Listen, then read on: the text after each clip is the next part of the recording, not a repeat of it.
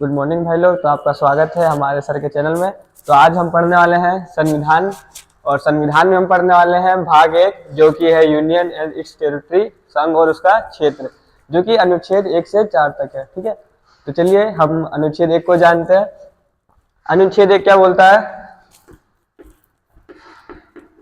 अनुच्छेद 1 आर्टिकल 1 क्या बोलता है? भारत राज्यों का एक संघ है। देखिए, संघ मतलब यूनियन, आप फेडरेशन नहीं सोचेंगे। देखिए, जो क्षेत्र होते हैं ना भारत, कोई भी क्षेत्र किसी भी राज्य में या किसी भी देश में, वो 3 प्रकार के होते हैं। तो मैं आपको लिखूंगा, पहले लिख देता हूं कि भारत राज्यों का एक संघ है। अब आपको बताएंगे कि संघ, परिसंघ और ये यूनियन, फेडरेशन और कॉन्फेडरेंस होता क्या है।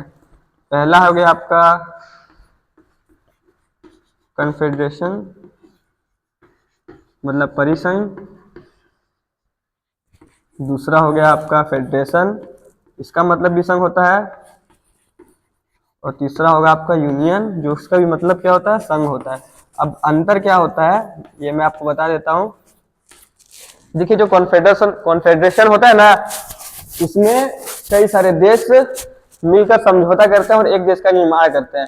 उसमें ना जो कॉन्फेडरेशन होता है ना, बहुत कमजोर होता है।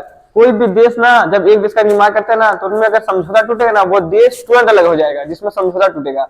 और फेडरेशन में क्या होता है, कई सारे राज्य मिलकर समझौता कर कर अपनी थोड़ी थोड़ी शक्तियां केंद्र सरकार को देती हैं और एक राज्य का निर्माण करती है, वो फेडरेशन होता है। अगर राज्य चाहे तो समझौता बिगड़ेगा तो वो राज्य चाहे तो उस देश से अलग हो जाएगा, फेडरेशन नहीं होता है। यूनियन में क्या होता है, यूनियन में जो राज्य होते हैं ना, वो मिलकर एक देश का निर्माण करते हैं। लेकिन इसमें, इस वाले में, यूनियन में राज्य अलग नहीं हो सकते देश से। हम लोग का क्या है, भारत राज्यों का एक संघ है। मतलब भारत में जितने भी राज्य है ना, वो भारत से अलग नहीं हो सकते हैं। तो पहला टॉपिक ये हो गया, भारत राज्यों का एक संघ है। दूसरा क्या है, देखिए, भारत राज्यों का एक संघ ये तो बता दी गया, लेकिन कौन कौन से राज्य हैं उसके बारे में आपको बताएगा अनुसूची 1। अब अनुसूची क्या है, देखिए, संविधान में 12 अनुसूचियां दी गई हैं। तो अनुसूचियों के बारे में आपको पढ़ना होगा, तो वो आप नेक्स्ट वीडियो में पढ़ेगा। तो राज्य को किसके कौन से अनुसूची में रखा गया है? 1 अनुसूची में राज्यों को पहली अनुसूची में रखा गया है, में रखा गया है।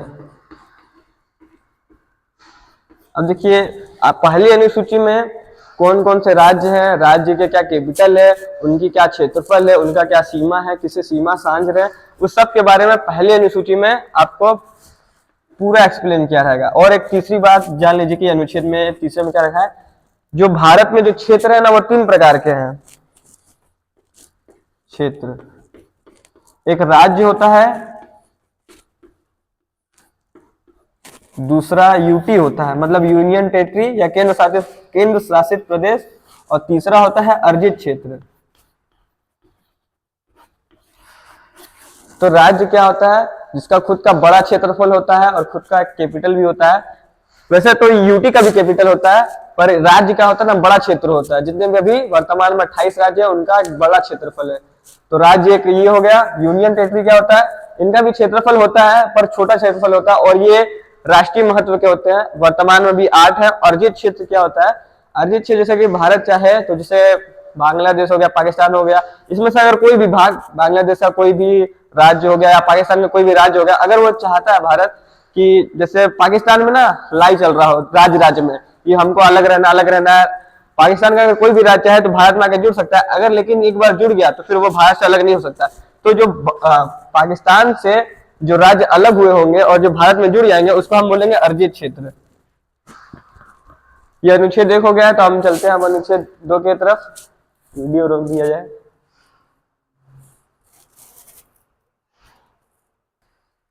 तो फिर अभी हम आ गए हैं अनुच्छेद 2 में। अनुच्छेद 2 का बात करेंगे।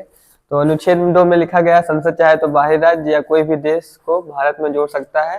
ठीक है, जैसे कि मैंने अनुच्छेद 1 में बताया था कि पाकिस्तान का कोई भी राज्य हो गया जो उससे पाकिस्तान से अलग होना चाहता है वो उससे अलग हो गया, और अगर चाहता है वो भारत में जुड़ जाए तो भारत में संसद, अब संसद चीज क्या है, संसद आप एक नाम मत सोचिएगा, संसद लोकसभा, राज्यसभा और राष्ट्रपति को एक सामूहिक नाम को संसद बोलते हैं, ठीक है। संसद चाहेगा कि यार ये पाकिस्तान से अलग हो गया, अब इसको भारत में जोड़ना है, तो ये भारत में जोड़ सकता है राष्ट्रपति के पूर्ण अनुमति से। वो लिखना भूल गए थे, ये संसद जब जोड़ेगा ना किसी भी राज्य को भारत में, तो वो राष्ट्रपति के पूर्व अनुमति से, पूर्व अनुमति मतलब होता है राष्ट्रपति को सूचित कर देगा। आप लिख लीजिएगा पूर्व अनुमति से, ठीक है, राष्ट्रपति के पूर्व अनुमति से। संसद चाहेगा तो किसी भी राज्य, किसी भी विदेश को भारत में जोड़ लेगा, राष्ट्रपति को बोल देगा कि हाँ हम जोड़ रहे हैं, और जोड़ते समय एक चीज जरूर करेगा, अनुसूची जो पहला है ना उसमें चेंज होगा।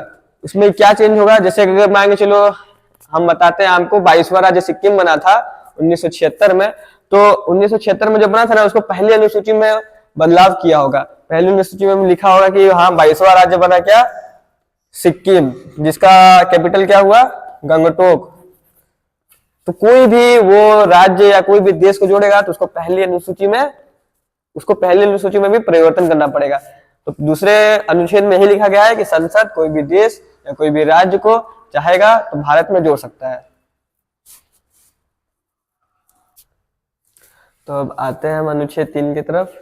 इसमें लिखा गया है कि संसद चाहे तो किसी भी क्षेत्र का नाम और सीमा बदल सकता है, और राष्ट्रपति को पूर्व अनुमति से, जिसको हम अनुच्छेद 2 में लिखे थे, तो आप लिख लीजिएगा अनुच्छेद 2 में राष्ट्रपति के पूर्व अनुमति से। हम अनुच्छेद 3 की बात कर रहे हैं अभी, कि अगर संसद चाहे, संसद में क्या चाहे, संसद में कौन से लोग होते हैं, संसद में लोकसभा, राज्यसभा और राष्ट्रपति होते हैं। तो लोकसभा में 545 सदस्य होते हैं, और ये राज्यसभा में 245 सदस्य होते हैं, या 250 सदस्य होते हैं, मैक्सिमम 250 होता है, ठीक है। तो संसद चाहे तो किसी भी क्षेत्र का वो नाम बदल सकता है, वो सीमा बदल सकता है। जैसे कि इलाहाबाद का प्रयागराज कर दिया है ना, लेकिन वो इलाहाबाद से पहले भी उसका नाम प्रयागराज ही था। और जैसे कि मैं एग्जाम्पल लेता हूं, 1 नवंबर 2000 क्या हुआ, बिहार से अलग हुआ क्या, झारखंड, बिहार से अलग हुआ झारखंड।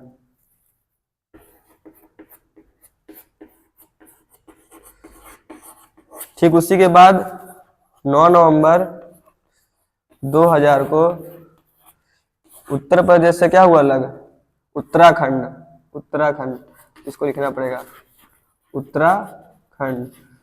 उसी प्रकार 15 नवंबर 2000 को मध्य प्रदेश से क्या हुआ, मध्य प्रदेश से अलग हुआ क्या, छत्तीसगढ़। छत्तीसगढ़ को हम सीधी लिख देते हैं। तो मतलब जिससे कि ये सब झारखंड अलग हुआ, उत्तराखंड अलग हुआ, मध्य प्रदेश अलग हुआ, इसका सीमा चेंज कर दी गया और इसको एक नया स्टेट बना दिया गया। संसद चाहे तो ये कर सकता है। अनुच्छेद 3 में यही बोला गया है कि अगर संसद चाहे तो किसी भी क्षेत्र का नाम बदल सकता है, उसका सीमा बदल सकता है, राष्ट्रपति के पूर्व अनुमति से, मतलब राष्ट्रपति को सूचित करके वह ये सब काम करेगा। हो गया। तो हम आते हैं अनुच्छेद 4 की तरफ। अनुच्छेद 4 में क्या लिखा है, अनुच्छेद 4 में यही लिखा गया है कि संसद जब इन आर्टिकलों का उपयोग करेगा तो राष्ट्रपति उसमें कोई हस्तक्षेप नहीं करेगा। मतलब कि ये सब जो चीज लिखा गया है ना, अनुच्छेद 1, अनुच्छेद 2, अनुच्छेद 3 में, तो उसमें जब अनुच्छेद 1, 2, 3 का जब संसद प्रयोग करेगा ना, तो आर्टिकल राष्ट्रपति उसमें बात नहीं रहेगा। राष्ट्रपति नहीं बोल सकता तुम ऐसा क्यों कर रहे हो, नहीं, वो ऐसा नहीं बोल सकता। अगर वैसा बोलेगा तो उसमें महाभियोग लगा दिया जाएगा। महाभियोग आप पढ़ेंगे, ये भाग 5 में 61 आर्टिकल है। तो इसमें यही बोला गया है कि राष्ट्रपति को उसमें सिग्नेचर की जरूरत कुछ नहीं पड़ेगी। वो सिग्नेचर करेगा या ना करे उसको कोई मतलब नहीं। संसद बस राष्ट्रपति को बता देगा हाँ भाई हम आर्टिकल 2, आर्टिकल 3 का प्रयोग करके हम इसका सीमा चेंज कर रहे हैं, हम इस राज्य को जोड़ रहे हैं, यस इतना करेगा।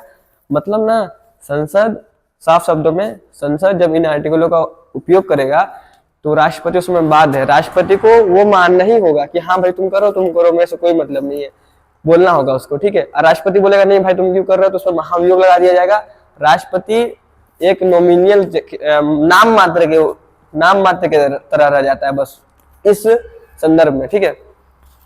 तो इसको आप यहाँ पे देख लेंगे, नो सिग्नेचर। और ये आर्टिकल 30, एक चीज और है, इसको आर्टिकल 368 किसको, 123 को, अनुच्छेद 123 को आर्टिकल 368 के अंतर्गत नहीं रहता है। ये आर्टिकल 368 से अलग है। आर्टिकल 368 क्या रहता है कि जब संसद कोई भी परिवर्तन करता है ना, उसमें सिग्नेचर का, राष्ट्रपति का सिग्नेचर चाहिए होता है।